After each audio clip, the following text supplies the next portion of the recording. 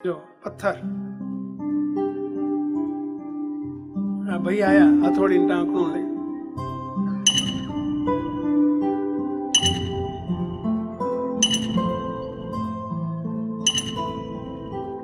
મારી ઈચ્છા તો એવી છે કે સૌના આકર્ષણનું કેન્દ્ર બને, સૌને પૂજવા લાયક બને, એના દર્શને સ્પર્શે અનંતના હૈયાને ટાળક વર્તે એવી મૂર્તિ બનાવીશ.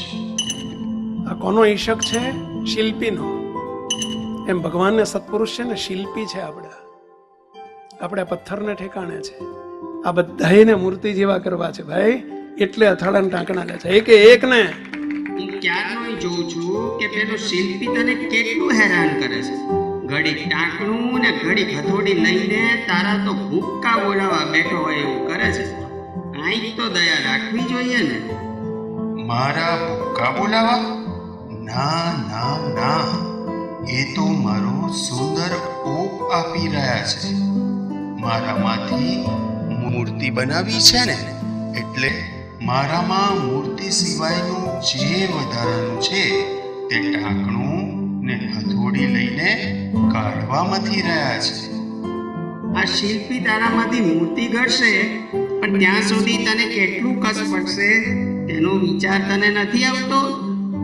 મને મારા શિલ્પી પર વિશ્વાસ છે. મને ખબર છે કે એ મને મૂર્તિનો ઓપ આપીને જ રહેશે. એટલે તમને વિશ્વાસ છે? મને સૌને પૂજવા રાખજો, પણ એની આવી તૈયારી રાખજો અને વિશ્વાસ રાખજો. વિશ્વાસ તો રાખજો. કાયમ આનંદમાં જ રહું છું. કષ્ટ જેવું તો કાંઈ લાગતું જ નથી. એટલે અને મારે શ્રેષ્ઠ બનવું છે તો થોડું ઘણું કષ્ટ તો સહન કરવું જ પડે ને. તું કદી હતાશ નિરાશ નથી થઈ જતો? ક્યારે મૂર્તિ બનશે? શિલ્પી તો હારી પેટે તારી વાંહે પડી ગયો છે. ના, કદી નહીં.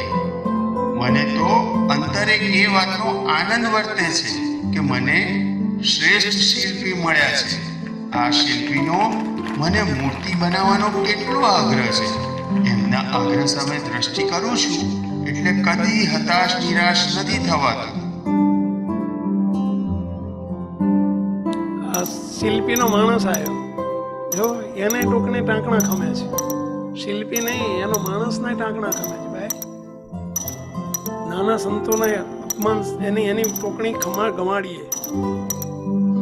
હમણાં તું કહેતો હતો કે મને ઘડનારા શ્રેષ્ઠ શિલ્પી મળ્યા એનો આનંદ છે, પણ અત્યારે શિલ્પી ક્યાં છે? તું કેવી હાસ્યાસ્પદ વાત કરે છે.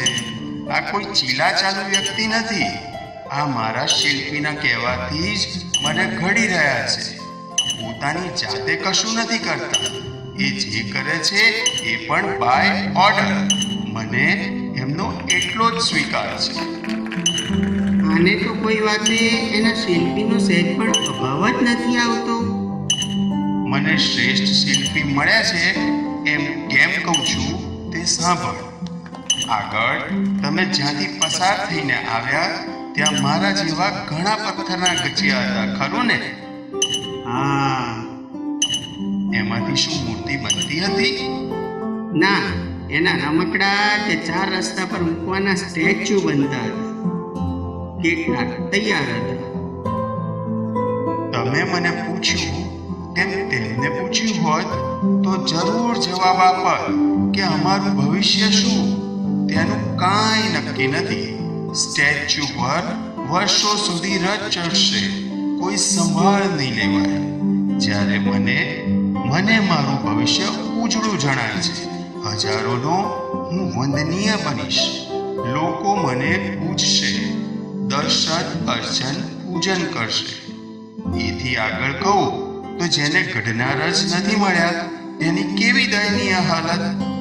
તમારા પગની આજુબાજુના પથ્થરો જોઈ લો ને, હજારોના ઢેબા ખાય છે અને હું એક જ વિચારે આનંદમાં રાચું છું કે કેવા મળ્યા ને કેવો કર્યો. બોલો જો કેવા મળ્યા કર્યા.